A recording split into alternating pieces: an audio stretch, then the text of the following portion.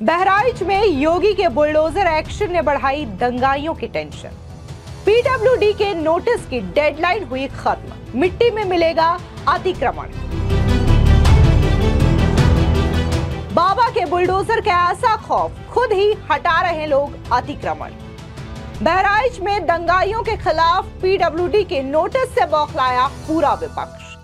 नमस्कार, स्वागत है आपका। आप देख रहे हैं द न्यूज और मैं रानी गुप्ता आपके साथ। बहराइच के महाराजगंज बाजार इलाके में हिंसा के बाद एक्शन लगातार जारी है। आज महाराजगंज बाजार इलाके में प्रशासन बुलडोजर की कार्रवाई कर सकता है। दरअसल आपको बता दें कि सरकारी जमीन पर अवैध निर्माण को लेकर के पीडब्ल्यूडी ने 23 मकानों को नोटिस दिया है। इसमें जो मुख्य आरोपी है अब्दुल हमीद, उसका भी घर शामिल है। बता दें कि इसकी डेडलाइन अब खत्म हो चुकी है। पीडब्ल्यूडी विभाग की ओर से दिया गया 3 दिनों का अल्टीमेटम पूरा हो चुका है। ऐसे में पीडब्ल्यूडी विभाग का बुलडोजर कभी भी बहराइच के महाराजगंज बाजार में गरजना शुरू हो सकता है। वहीं दूसरी ओर इस पूरे पीडब्ल्यूडी के नोटिस और बुलडोजर कार्रवाई को लेकर के विपक्ष लगातार बौखलाया हुआ नजर आ रहा है और उनका यह कहना है कि आखिर कौन से संविधान में यह लिखा है कि आप दंगाइयों के खिलाफ बुलडोजर की कार्रवाई करें या फिर अतिक्रमण पर सीधे बुलडोजर चला दें। आपको बता दें कि वहीं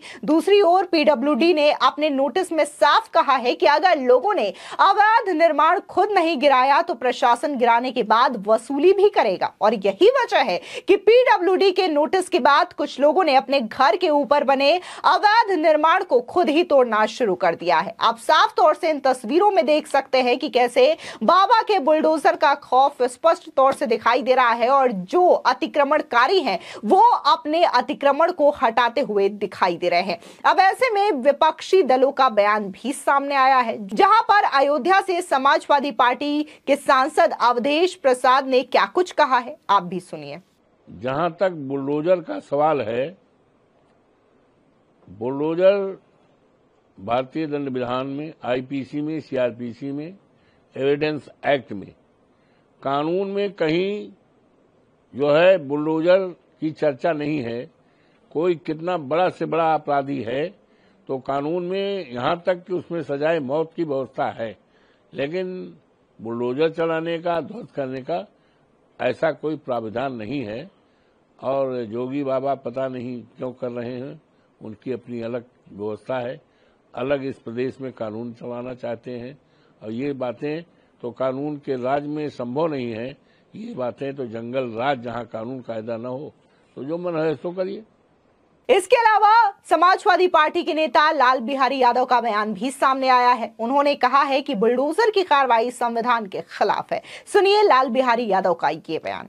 देखिए, बहराइच मामले पर मेरा ये मानना है कि एक कम उम्र के बच्चे को जिस तरह से लोगों ने समझा बुझा करके, जिस तरह से साजिश के तहत जो है बिना किसी वजह के जो है मस्जिद पर चढ़ना और उस पर जो है झंडा तोड़ना, गिराना, भगवा झंडा फहराना, ये सब जो कार्रवाई की गई और करीब हजारों लोग पीछे पीछे थे, कोई भी व्यक्ति उसमें से उस लड़के को रोकने का काम नहीं किया और उस लड़के को बलि का बकरा लोगों ने बना दिया। जो है यह घटना बहुत ही दर्दनाक है और उस पर जो कार्रवाई हो रही है, सरकार एक तरफा जाति के आधार पर जो है कार्रवाई कर रही है। जब भारत के संविधान में सभी धर्मों, सभी पंथों को मानने की सबको स्वतंत्रता दी गई है जो है, तो हर कोई अपने अपने धर्म को माने, कहाँ किसी को रोक तो लगा नहीं है, लेकिन यह भी नहीं किसी को स्वतंत्रता है कि किसी के धर्म पर कोई जो है कुठाराघात करे जो है। तो इस तरह से जो है वहाँ पर जो घटना हुई और घटना के बाद सरकार का जो रवैया है, जो रुख है, उसको देखने के बाद जो है ये लगता है कि सरकार तुष्टीकरण की राजनीति कर रही है जो है। और बनारस में भी आप देख लीजिए जो है, बनारस में जो है जिस लड़के को पता नहीं कहाँ से प्रशिक्षित किया गया था, जो नेपाल का था, और जो जो टोपी लगाए हुए लोग थे उन्हीं को फरसा से मारता था। और मैं कल देखने गया जो है ट्रॉमा सेंटर में जो है, तो वहाँ पर एक 45 वर्ष का नौजवान जो है उसको जिस तरह से फरसा से सर पर चोटें लगी हुई हैं वो आज तक बेहोश है, उसके विषय में सरकार कोई चिंता नहीं कर पा रही है, क्योंकि वो माइनॉरिटी का है जो, और कई लोगों को जो है उसने मारा। कैसे मारा? तो स्वस्थ मस्तिष्क का है, कोई जो है ऐसा नहीं है कि वह दिमागी रूप से जो है अस्वस्थ हो या कहीं कोई ऐसी घटना किया हो जिसे उसे जानकारी नहीं है। और जो जो टोपी पहने लोग बैठे हुए थे उन्हीं के ऊपर प्रहार किया। तो लगता है कि उसमें भी हमारे ये जो सरकार की कहीं से कहीं साजिश लग रही है, और उस साजिश के तहत इतनी बड़ी घटना हुई कि आज तक वो होश में ही नहीं आए। क्या नाम था उनका? अंसार अहमद नाम के व्यक्ति को जो है मैंने ट्रामा सेंटर में कल देखा, जो है उनकी हालत बहुत गंभीर है, बेहोश हैं, आज तक उनको होश नहीं आई। और सरकार का उस पर कोई रवैया नहीं है कि उस पर जो है उनके विषय में भी सरकार सोचे, क्योंकि वो माइनॉरिटी के लोग हैं। इस तरह से सरकार का जो पूरे प्रदेश में रवैया जो है हिंदू मुस्लिम का चल रहा है, यह बिल्कुल गैर संवैधानिक है। भारत में जो संविधान बना और देश जब गुलाम था तो सभी धर्मों के लोगों ने लड़ करके स्वतंत्रता दिलाई, और जब जितने भी धर्म के यहाँ और पंथ के मानने वाले लोग हैं सबको कॉन्स्टिट्यूशन में स्वतंत्रता दी गई है अपने अपने धर्मों को मानने के लिए। तो फिर हिंदू मुस्लिम और सिख ईसाई की बात करना जो है यह तो गैर कानूनी और संविधान के विरोध में है। इस पर तो कार्रवाई होनी चाहिए। जो है जो लोग हिंदू की बात करते हैं, मुस्लिम की बात करते हैं, सिख की बात करते हैं, ईसाई की बात करते हैं, ये बात करने की जरूरत क्या है जब सभी धर्मों को मानने की यहाँ स्वतंत्रता है, सभी पंथों को मानने की स्वतंत्रता। जो जिस धर्म को मानता है, हम हिंदू हैं, हम हिंदू धर्म को मानते हैं। जो इसमें छेड़छाड़ करेगा उसके विरोध में हम जो है काम करेंगे जो है। तो जो मुस्लिम धर्म का है वो मुस्लिम धर्म को मानता है, तो उसमें क्या बुरा है जो है। वहीं दूसरी ओर योगी सरकार में मंत्री ओम प्रकाश राजभर का बयान भी देखने को मिला है। दरअसल उन्होंने विपक्ष को करारा जवाब देते हुए ये कहा है कि बहराइच में जो हिंसा हुई है और राम गोपाल मिश्रा की जो हत्या की गई है वो काफी ज्यादा निंदनीय है और इसके खिलाफ सख्त कार्रवाई की जानी चाहिए। सुनिए ओम प्रकाश राजभर का ये बयान। की जांच, चूंकि दुखद घटना है, ऐसी घटना 7.5 साल में योगी आदित्यनाथ जी के राज में पहली बार एक जन की हानि हुई है, और जांच हो रही है। जांच में जो भी दोषी, प्रथम दृष्टया जो लोग दोषी पाए गए हैं, उनके खिलाफ कार्रवाई हो रही है। क्योंकि इस तरह की हरकत करना, समाज में वैमनस्यता को पैदा करना, समाज में नफरत को जन्म देना, अमन चैन से लोग रहें, मिल के रहें, और आपस में लड़ने से क्या मतलब है। अगर इस्लाम को मानते हैं तो वो मोहम्मद साहब के वसूल को, उनके विचार को समझें कि भाईचारा मिल्लत के साथ जीवन जीने का उन्होंने इशारा किया है। वही बात गौतम बुद्ध जी ने भी कहा है, भगवान राम ने भी कहा है। उसी बात को सभी महापुरुषों ने जो भी यहाँ उपदेश दिया है, सभी लोगों ने भाईचारा मिल्लत का संदेश दिया है। लेकिन जिस तरह से ये चीजें हुई, चाहे वो घटना का होना हो, उसके बाद इनकाउंटर की कार्रवाई और अब बुलडोजर की कार्रवाई के लिए नोटिस होने, विपक्ष इस पर बड़ा घेराव कर रहा है, खासतौर पर समाजवादी पार्टी लगातार इस पर आरोप प्रत्यारोप कर रहा है। देखिए, समाजवादी पार्टी अगर बोल रही है तो हमारे पूर्वांचल में कहावत है कि सुपवा तो सुपवा चलनिया बोला तो जकरे 72 छेद।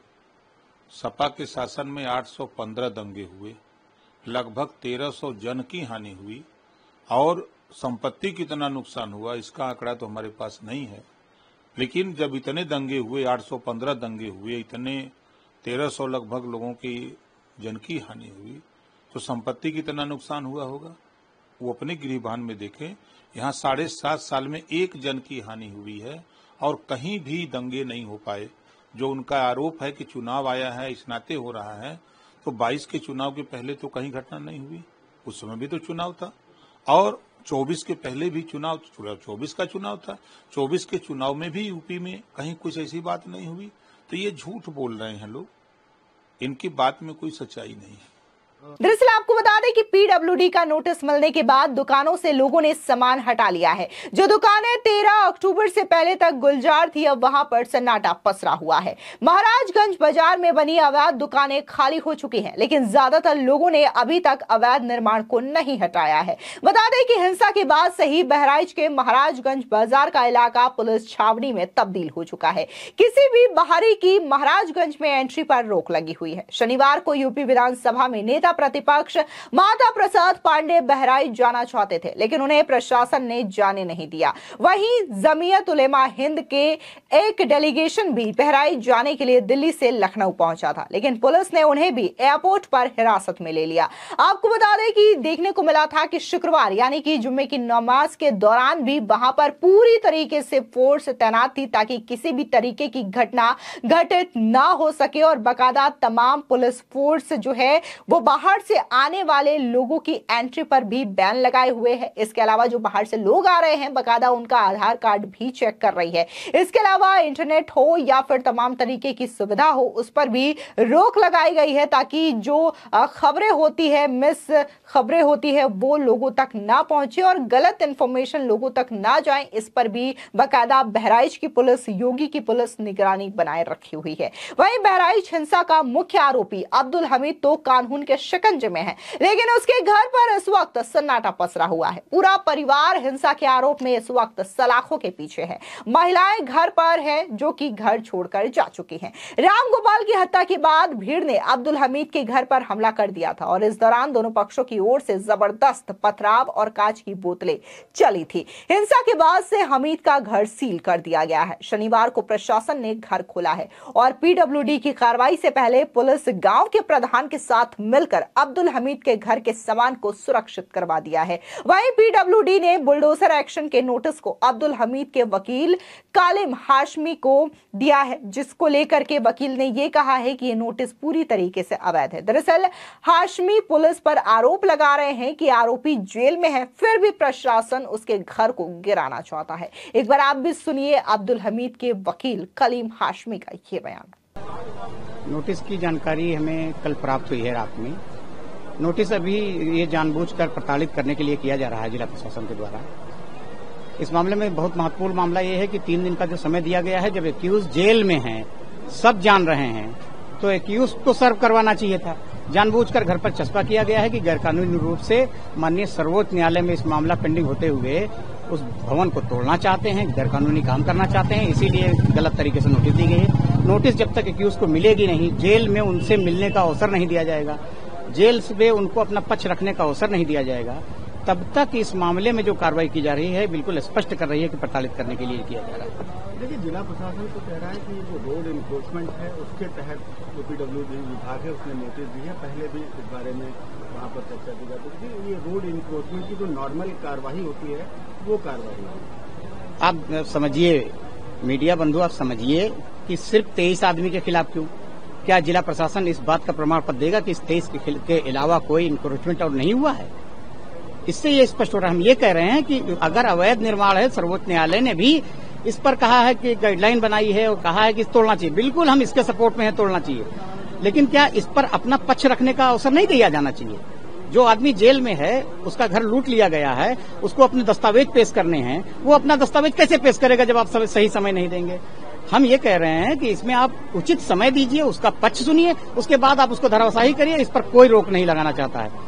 सर्वोच्च न्यायालय की गाइडलाइन है, उसको फॉलो करें, अपना पक्ष रखने का मौका दें और जो कानूनी कार्रवाई है उसको करने दिया जाएगा और सपोर्ट किया जाएगा। दरअसल आपको बता दें कि हिंसा के आरोपी अब्दुल हमीद के वकील पीडब्ल्यूडी विभाग की जिस बुलडोजर एक्शन के नोटिस को अवैध बता रहे हैं, पीडब्ल्यूडी विभाग ने अवैध कब्जे को लेकर के 1 साल पहले भी ऐसा ही नोटिस जारी किया था। ये नोटिस अवैध निर्माण करने वाले सभी लोगों को दिया गया था, उसमें अब्दुल हमीद भी शामिल था। बावजूद इसके किसी ने अवैध निर्माण नहीं हटाया। लेकिन अब जब बहराइच में हिंसा हुई है तो इन अवैध अतिक्रमण को लेकर के न सिर्फ योगी सरकार बल्कि पीडब्ल्यूडी प्रशासन भी सख्त मोड में है और अब ये अल्टीमेटम दिया गया था कि अगर 3 दिन में वो अपने अतिक्रमण को नहीं हटाते हैं तो बुलडोजर की कार्रवाई भी की जाएगी और उनसे वसूली भी की जाएगी। तो कुछ लोग जो हैं वो अतिक्रमण को हटा रहे हैं और कुछ लोग नहीं हटा रहे हैं। फिलहाल इस पूरे मामले को लेकर के आपकी क्या राय है, हमारे कमेंट सेक्शन में जरूर बताएं। धन्यवाद।